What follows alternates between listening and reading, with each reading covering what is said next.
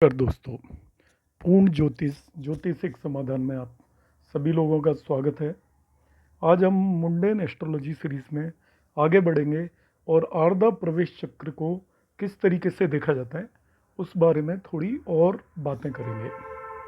मुझे उम्मीद है कि आप लोगों ने मेरा प्रीवियस वीडियो ठीक से देखा होगा, जिसके अंदर मैंने सभी कॉन्सेप्ट को समझाया है। जनरली दोस्तों होता क्या है कि हम जब किसी भी चार्ट को एनालाइज करते हैं तो हर एक एस्ट्रोलॉजर का अपना एक तरीका होता है और वो अपने तरीके से उसको एनालाइज करता है और उसके बेसिस पर कंक्लूजन्स निकालता है। तो जनरली मैं चार्ट्स को अपने वीडियोस में एनालाइज करता नहीं हूँ, मगर फिर भी मेरे पास काफ़ी रिक्वेस्ट आई, इसलिए आर्द्रा प्रवेश चक्र का एक प्रीवियस जो मेरे पास पीडीएफ अवेलेबल है उसे मैं एक्सप्लेन करने की यहाँ पर कोशिश करूँगा।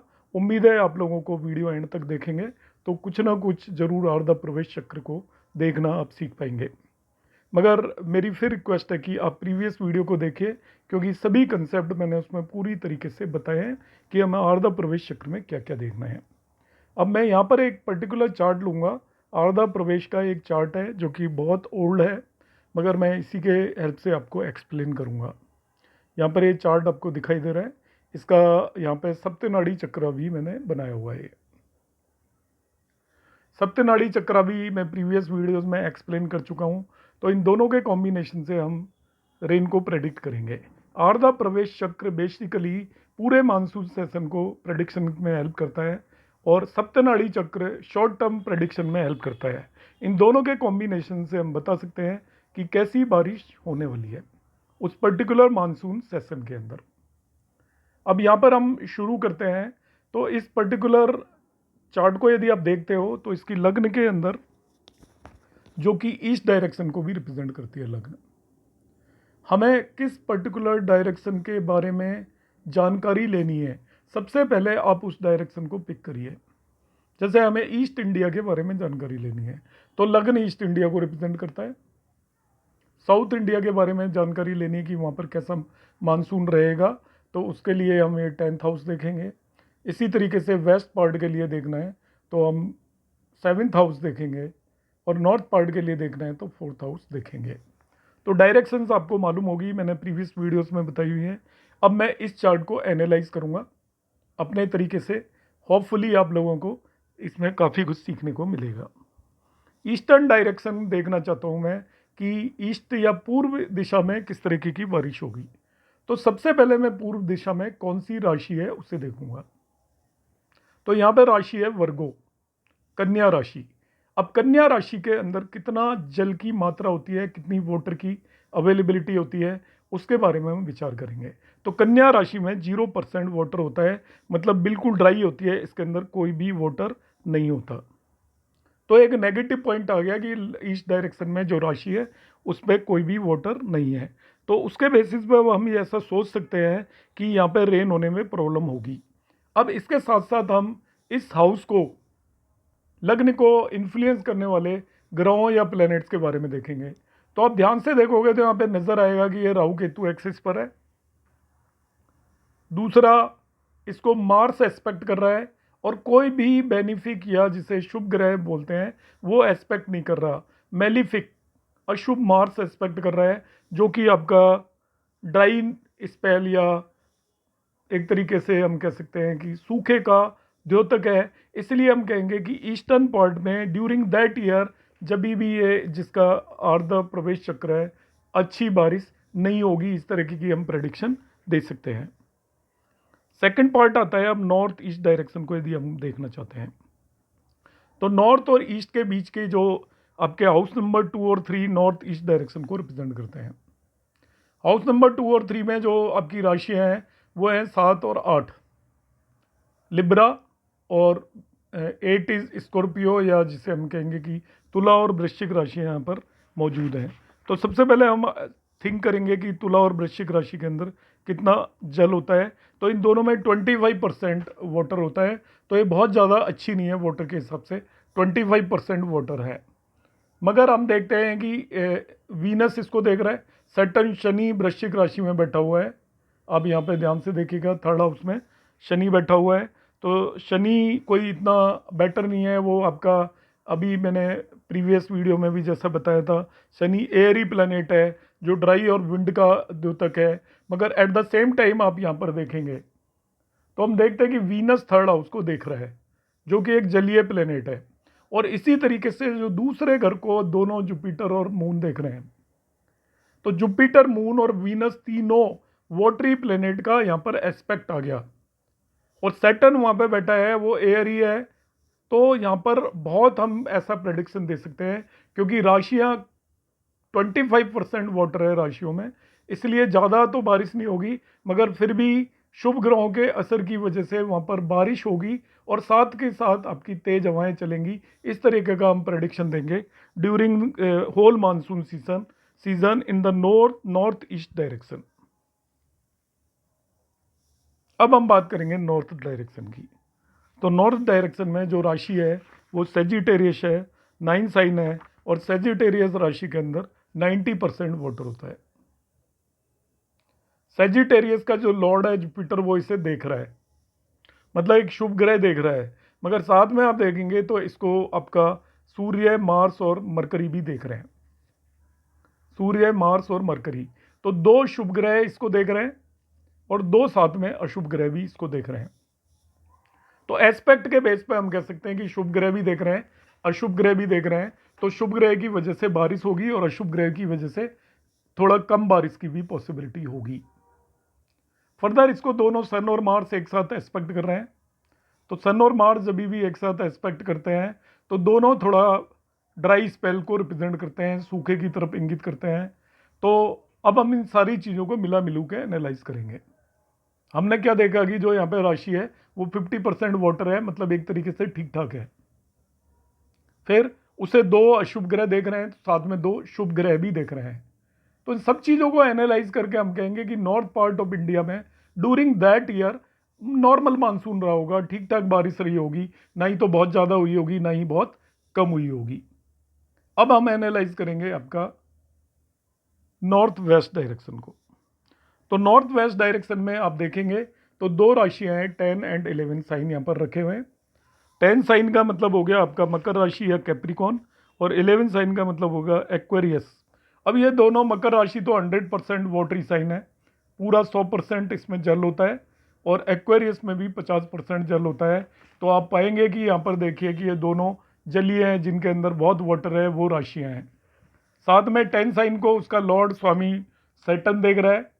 हालांकि वो मेलिफिक प्लैनेट है, मगर अपनी राशि को देख रहा है, इसलिए उसको स्ट्रेंथन करता है। मगर साथ साथ इसको मार्स भी एस्पेक्ट कर रहा है। तो जो एस्पेक्ट वाइज वो उतना अच्छा नहीं है। 10 और 11 साइन में कोई भी ग्रह बैठे हुए नहीं है, मगर इन्हें जो एस्पेक्ट कर रहा है, एक तो मार्स एस्पेक्ट कर रहा है जो कि ड्राई प्लैनेट है, और दूसरा इसको एस्पेक्ट कर रहा है सैटर्न जो कि इसी का लॉर्ड है।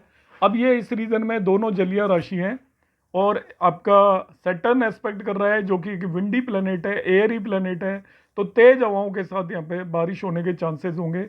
बीच बीच में मार्स एस्पेक्ट कर रहा है, इसलिए गर्मी भी काफ़ी रहेगी। इसलिए हम नॉर्थ वेस्ट डायरेक्शन के लिए इस तरीके का प्रेडिक्शन दे सकते हैं कि वहाँ पे तेज हवाओं के साथ बारिश होगी, साथ में गर्मी भी पड़ेगी। तो इन तीनों का कॉम्बिनेशन हम यहाँ पर बना सकते हैं। अब आ जाते हैं वेस्ट।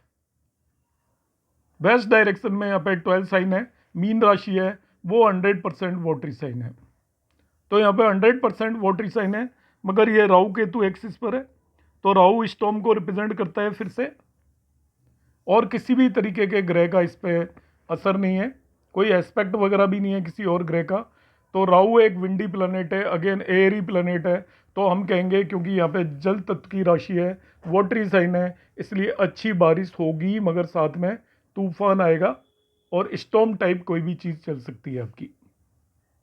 तो वहाँ पे तेज तूफान के साथ बारिश का हम प्रेडिक्शन दे सकते हैं। मतलब ये क्योंकि हम पूरे पीरियड के लिए दे रहे हैं, तो बीच बीच में तेज हवाएं भी चलेंगी उस तरीके का, और तेज हवाओं के साथ बारिश होगी, ये भी हम प्रेडिक्शन दे सकते हैं। अब हम बात करने वाले हैं आपके साउथ वेस्ट डायरेक्शन की। तो साउथ वेस्ट डायरेक्शन में यहाँ पर हम देखेंगे तो 1 और 2 साइन है आपका। तो 1 और 2 साइन मतलब एरीज और टॉरस राशियाँ हैं।